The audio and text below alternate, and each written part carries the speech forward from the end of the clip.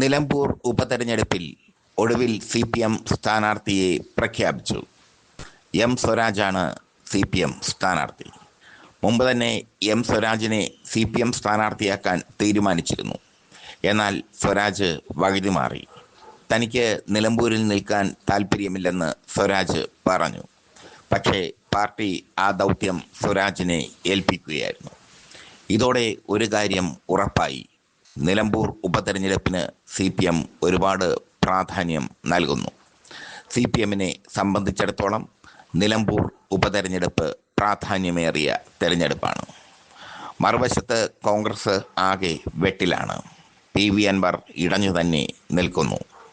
PV അൻവറിനെ തള്ളിക്കളഞ്ഞിരിക്കുന്നു കോൺഗ്രസ് നേതാക്കൾ.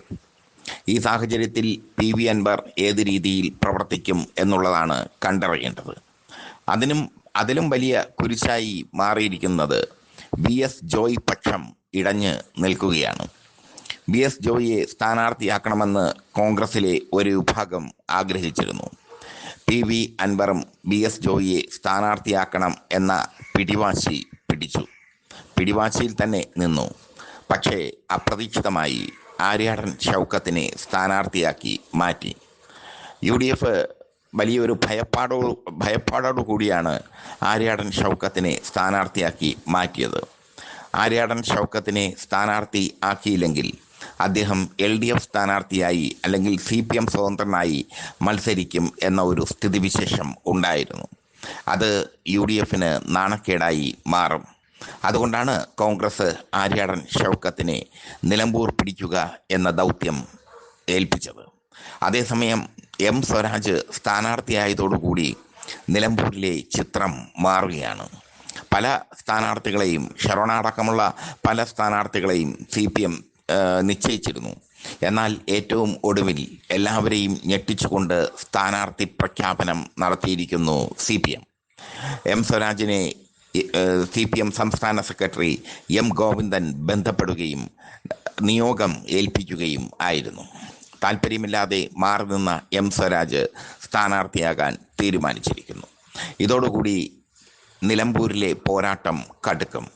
നിലമ്പൂരിൽ ശക്തമായ ഒരു പോരാട്ടം തന്നെ നടക്കും എന്നുള്ളത് ഉറപ്പായി. സ്വരാജിന് നിലമ്പൂർ മണ്ഡലവുമായി അഭേദ്യമായ ബന്ധമുണ്ട്.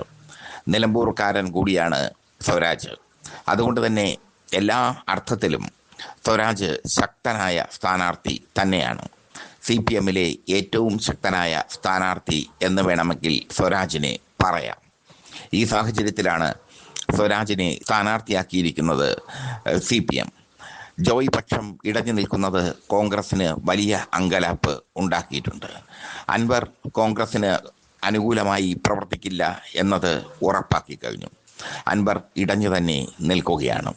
അൻവർ മത്സരിക്കാനുള്ള സാധ്യതയും അൻവറോട് അടുത്ത വൃത്തങ്ങൾ തള്ളിക്കളയുന്നില്ല. എന്തായാലും നിലമ്പൂരിൽ വലിയ ഒരു പോരാട്ടം തന്നെയാണ് നടക്കാൻ പോകുന്നത് എന്നുള്ളത് ഉറപ്പ്.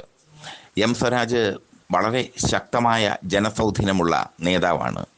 ദേശാഭിമാനിയുടെ റെസിഡന്റ് എഡിറ്റർ എന്ന നിലയിൽ അദ്ദേഹം പത്രപ്രവർത്തന രംഗത്തും സ്വീകാര്യനാണ്. മുമ്പ് SFIയുടെ ശക്തനായ നേതാവായിരുന്നു അദ്ദേഹം. ആ സ്വരാജിനെ തന്നെ നിലമ്പൂർ നിലനിർത്താൻ CPM നിയോഗിച്ചിരിക്കുന്നു.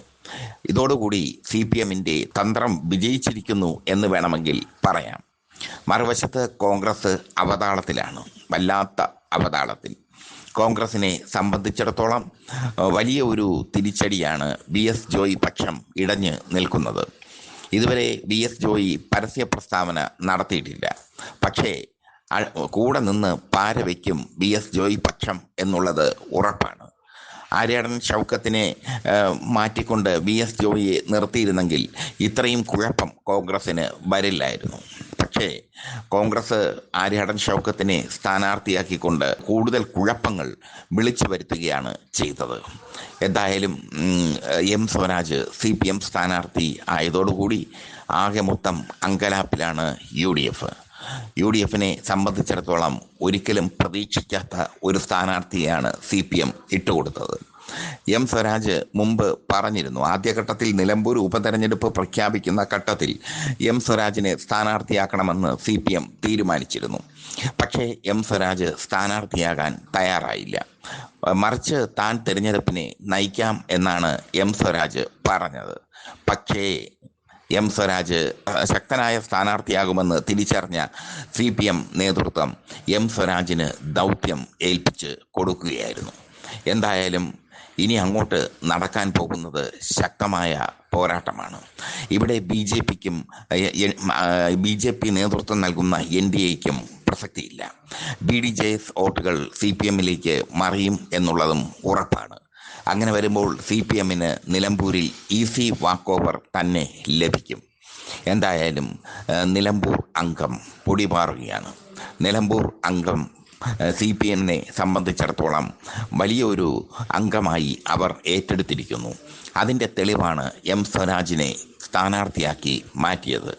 മറ്റ് ഏത് സ്ഥാനാർത്ഥിയായാലും CPMന് അവിടെ ഒരു വിശ്വാസമില്ല ജയിക്കുമോ എന്ന്. എം സ്വരാജായാൽ ആ വിശ്വാസം ഉണ്ടാകും.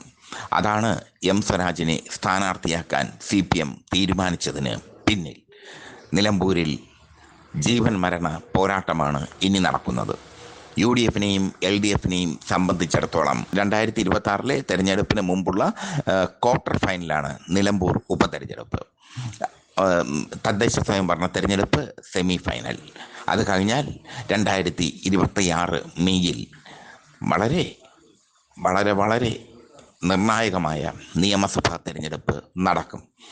എന്തായാലും എം സ്വരാജ് സ്ഥാനാർത്ഥി ആയതോടുകൂടി UDF ആകെ അവതാളത്തിലാണ്. BS ജോയി പക്ഷം ഇടഞ്ഞു തന്നെ നിൽക്കുകയും ചെയ്യുന്നു.